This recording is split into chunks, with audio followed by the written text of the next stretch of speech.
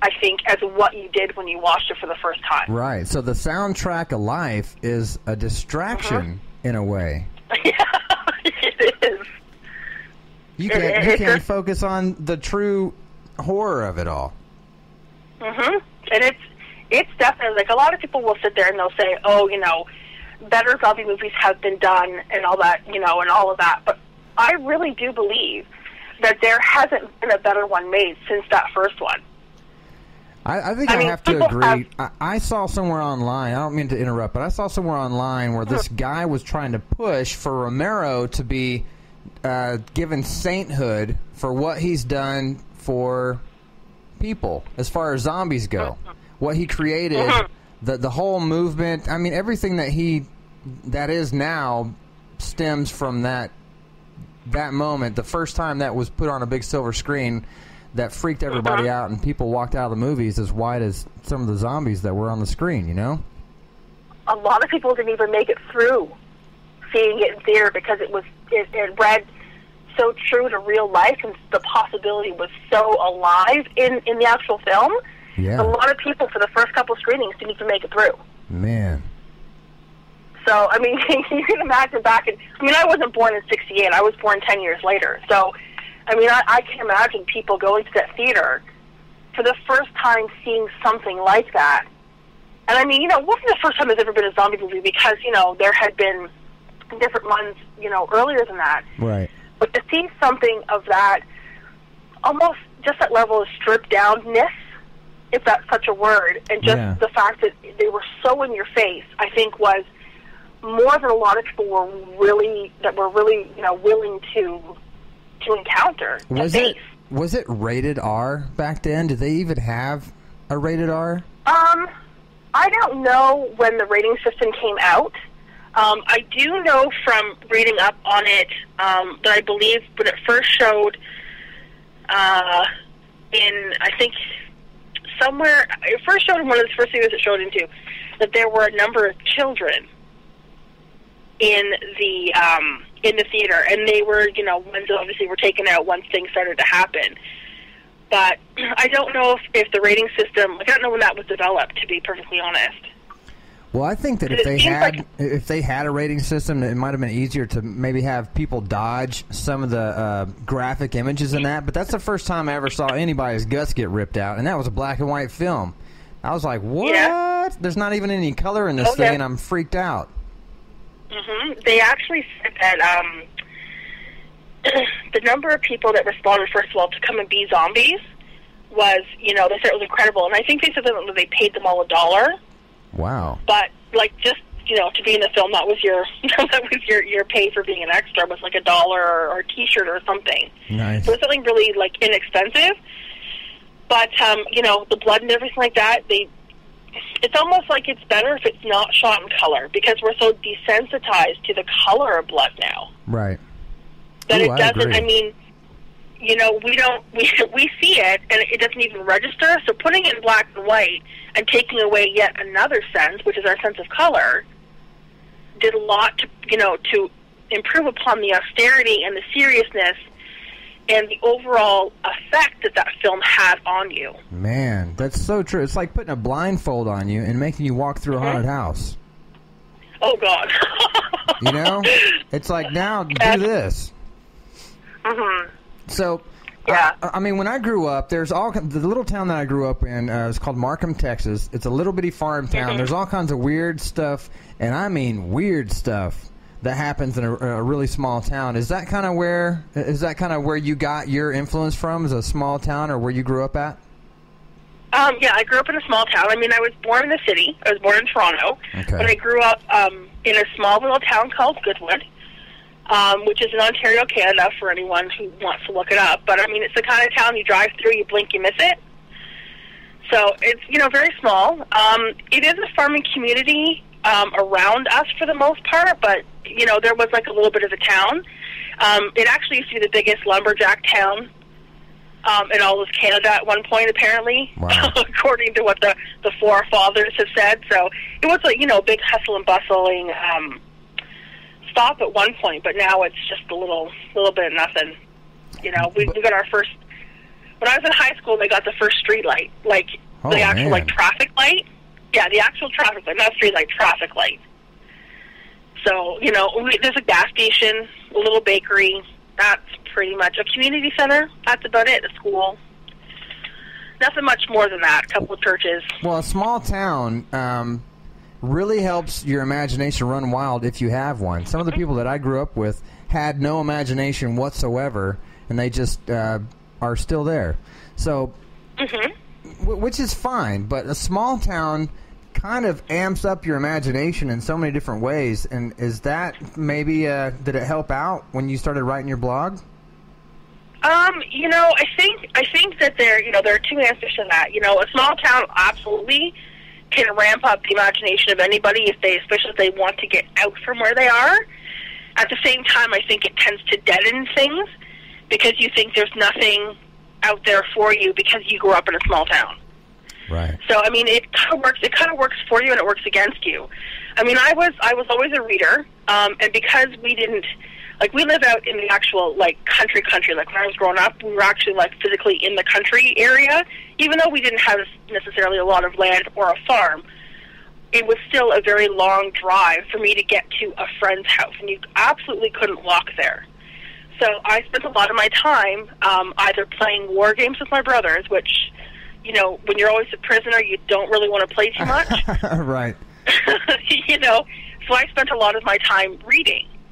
And, you know, I mean, I was reading books that were way above my own age level when I was young. I mean, you know, I was reading Stephen King and Dean Koontz and, you know, Ray Bradbury and all those kinds of different people. You know what I mean? Like, there was Christopher Pike. He was a little bit older, but he was still, doing kind of young adult high school reading. So, sure. You know, I was read higher than what I guess my parents might have liked me to read because, you know, they don't want you reading things that are going to scare the crap out of you. Like Stephen King? But, yeah, you know, I still remember. It's funny because you said earlier that one of your worst nightmares is to wake up at 2 o'clock in the morning and see the zombies, the aliens coming out of the mist at you, and I'm like, listen. As soon as you said that, I thought of The Mist, and I read The Mist from the Skeleton Crew from Stephen King. Oh my gosh! You know, back in the 80s, and you know, I'll tell you, it was a hard finish on that short. It's probably like a novella length. It was a hard finish. Yeah. On that one, because literally, I could imagine different places where these things would happen in my own small community, because when you imagine things sometimes, when you're reading a description, if certain identifiers match, your brain immediately goes, okay, well, that's your local AMP. Right. You know? So for me, when I read The Mist, it was like that supermarket they were in became the AMP. Right. Well, and then let you me start tell thinking, that could totally happen. Oh, God, yeah. Oh, God, yeah. And then I finally have finished the story, and not a word of a lie. My parents' house is in a trough. So it's we have hills to the north and south and west and to the east and west. But it's a long little valley that's completely, you know, cut off. And we get mist, you know, every once in a while. And after reading The Mist, 2 to 3 days later, you know, I woke up at that young age, looked out my window, you know, so the school morning, and literally it was just white with mist, and I thought to myself, I am not going to school today. Oh my gosh. There is no way I am leaving the house. You find a thermometer and you start rubbing it really hard so it heats up so you can stay home? Yeah, exactly. You know, you just do whatever you got to do because I am not going to school. So, you know, I got up, I had breakfast, and I was trying to figure out a way to tell my mother that, you know, I'm just not feeling well that day. And then the mist cleared, and I was like, oh, I'm good to go now. Right. I'm fine. But just that initial morning, I was like, oh, no, not happening. There's moments then, you know, what you read and what you see on TV and what you can hear. For me, it's what I hear. It's the audio that sticks with me like peanut butter. If I hear something that really freaks me out, that's really scary, man, I have a really hard week. If I hear any audio from the Exorcist, if I hear anything, I don't know what it is, but I am like freaked out, and I have these nightmares, and they're recurring nightmares, and then I just have a really crappy week. So I have to stick with safe audio. I can usually see something or maybe even experience something that doesn't really stick with me as much as the audio does. But man, you just never. Did you grow up Catholic? No. Oh, no. Okay. So it's not like there was some weird kind of thing you heard in church at one point that. No, but you know what? It's almost doesn't matter what religion. For me, it doesn't matter what religion, because there's either a higher power or there's not.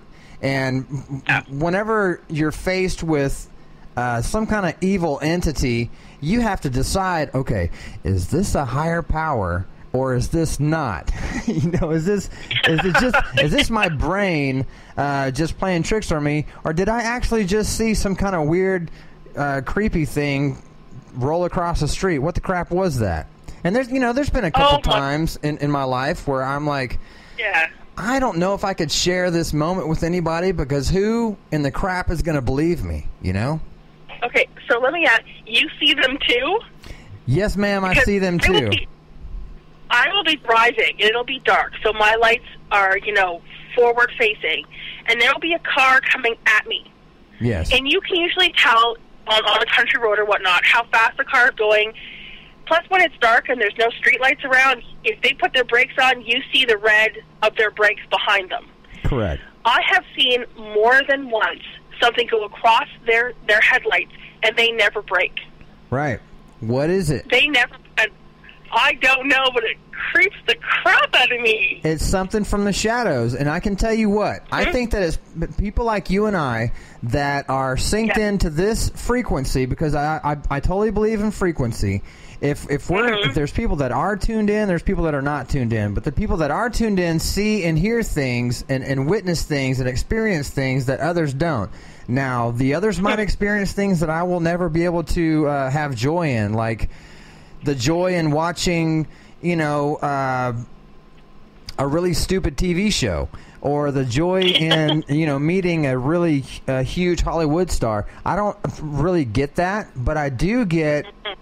Like, check this out. This is the true story, and I haven't told anybody except for my wife and my mom. This is going out there. So, the other day, and this really happened to me, and I don't know what the crap.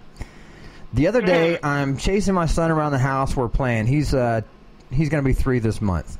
And so he's happy-go-lucky. He goes crazy. He does somersaults and tumbles all over the house, and I only wish I could bend in those different ways now. But so I'm following him all over the house, and I go hide in a closet. The door's open. It's my closet, my house. It's my room. I've been here.